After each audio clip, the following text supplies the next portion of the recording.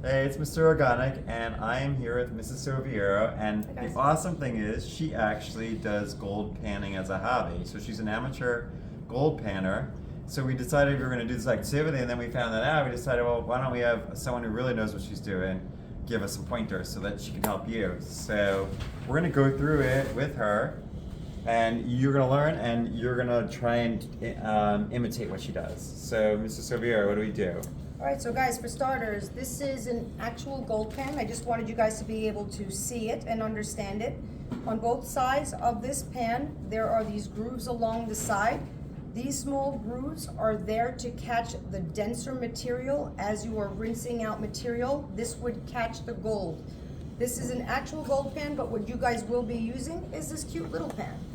So in this pan, we're gonna start out, obviously it's empty, and you guys will all be given a bag with some soil in it. You don't want to put too much in it. I'd say reach in and just grab a small handful to start and just put that right into your tray simply like this. You want to get some water, add a little bit of water to your soil, and you're going to just shake it left and right to agitate it. What we're doing here, guys, is we're getting all the dirt, as you can see, off the soil, and you want to shake that out, and then you're just going to dump that dirty dirt out. Get a little bit more water, and as you can see, the soil is already getting clean, which is what we want. As long as you can see the material, that's the goal, so we can rinse this out. And I'm just gonna get a little bit more water. At this step, guys, you just want enough water just to kind of cover your material. Yeah, that looks good because we can see what's going on now. As before, it was too cloudy, right? Correct, otherwise you won't be able to see the material and what you're actually looking for. From here, you're gonna agitate it, which means shake it abruptly left and right.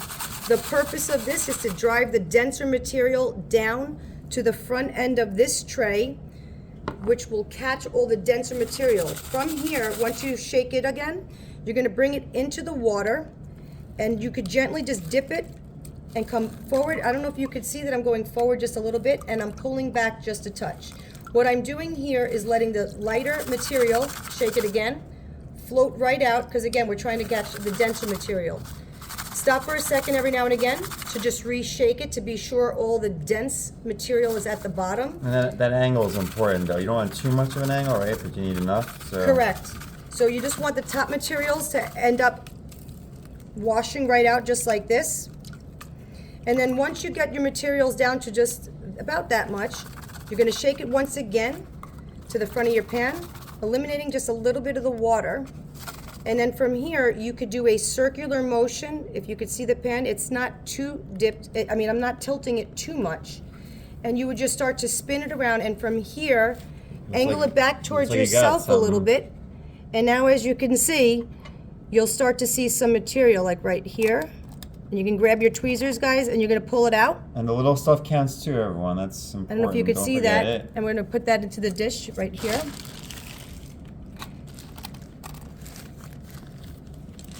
And as you can see, this is where all the denser material was. And if I move some of the soil around, you will see this is where everything has been trapped.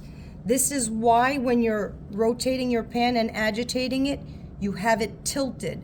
All the heavier stuff will settle in the crevice down here, and the lighter material should wash away or move out of the way. Looks like you struck gold.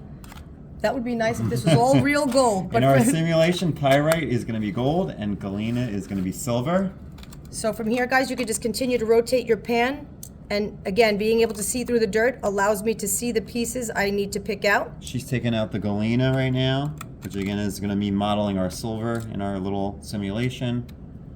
Take out a piece of pyrite there. That would be our fake gold. We're going to treat it as real gold in this game. You could always reshake it to the front, guys, if you think it got mixed up again, and simply just bring your water back and just swirl it around in circles. Sometimes removing the bigger chunks that's a good idea. will help you. Just clear that away, and then slowly shake that material to the back. Slowly roll your hands forward. Give it one more shake to the front, and from here, guys, if you just shake it a little more and pull back, now your materials will start showing up right there. There's that denser stuff again. Yep. Right? So it's starting just to slide because it's so much heavier than the rest. There's some more gold for us, or pyrite again. I'm not sure if this one's pyrite. Yeah, it is. I know. Pyrite students is going to always be fractured, like in our lab, and the galena, you're going to see the nice cleavage surfaces. It's going to look like cubes. And we're gonna look at it with a magnifier too, so you can really tell. Eventually, we're gonna sort them apart.